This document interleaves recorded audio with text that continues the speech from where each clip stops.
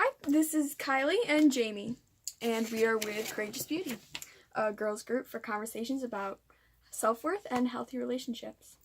We have a question from our Curious Cat account today. So as always, I will include the link to the Curious Cat account below. And if you have any questions about relationships, dating relationships, friend relationships, family relationships, whatever, or self-worth, you can submit them in that link below.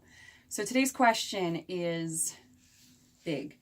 My close friend is becoming toxic. I've distanced myself because of it, but I want to stay on good terms. So basically they're wanting to know, how can I stay on good terms while keeping my distance from someone who's toxic? Oh my goodness. We just recently spent a lot of time talking about toxic relationships and, the difference between being human and being toxic. And for me, I feel like in order to answer this question, there's a lot of other questions that need to be answered. So we're probably going to tackle a couple different thoughts in regards to this. Yeah. So my close friend is toxic. What does that look like? Are we talking about, you guys are having issues and you're fighting? Because that doesn't necessarily mean toxic. Toxic is more like you have done everything in your power to make this friendship work. You've confronted your friend, you've tried to appeal to your friend, you've addressed the issues, and either it's not getting resolved or it's getting worse. And that might be a level at which it's toxic. So if that's the kind of friendship we're talking about, let's address it that way. So you've distanced yourself because of the toxicity, but you want to stay on good terms. Mm-hmm. So how does that work? And especially looking at the way this is phrased, it says my close friend. So someone that's close to you is becoming toxic. So they're not toxic yet. They're not a toxic person. The way that it sounds like some of their actions have been toxic. Harmful, yeah. Right. So right off the bat, I'd say try to work through it first, Right. Don't just distance yourself. Although distancing is a good way when you're in the middle of that. Yeah.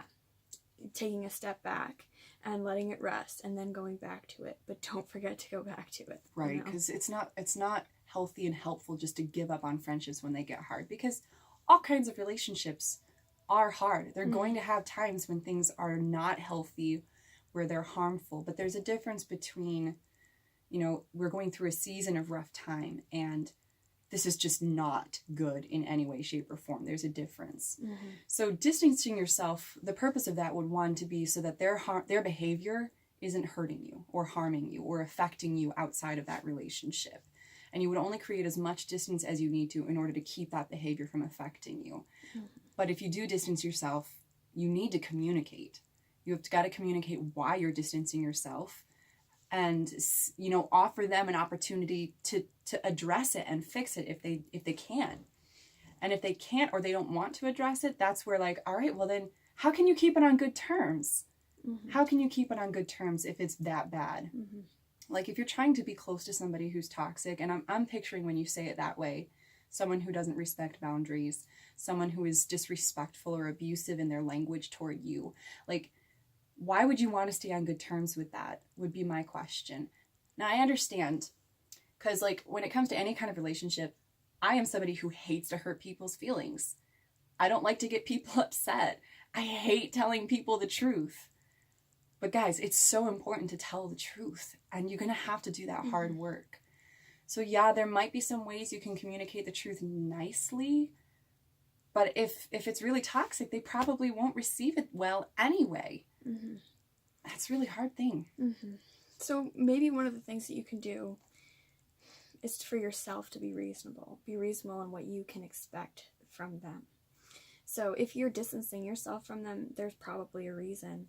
And if they're not receiving it well, how can you deal with that in a reasonable way? Mm-hmm. What can you expect from this relationship now that you've distanced yourself, and how they've responded? What is that relationship going to look like? Because you have looked at this situation and said, I don't really like this. I want to change it.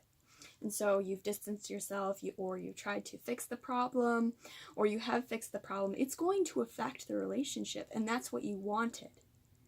So look at at what you are choosing to do, and you have to accept the change, whatever it's going to turn out to be. True. And I mean, good terms, that's a very vague definition. For you, good terms might just mean we were really close once, but it was not helpful for either one of us. So, you know, you can get deep with your friends over here. I'm going to get deep with my friends over here, and when we're in passing, we're going to be cordial with each other. I'll be kind, I'll be nice to you. I'm not going to be rude to you, but we're not going to go deep anymore. Right. Or good terms could mean I still want to be close to you, but I wouldn't recommend that if it's a toxic relationship. Right.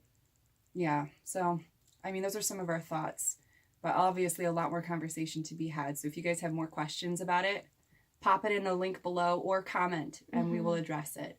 So, love you guys. Have a great day. See you in our next video.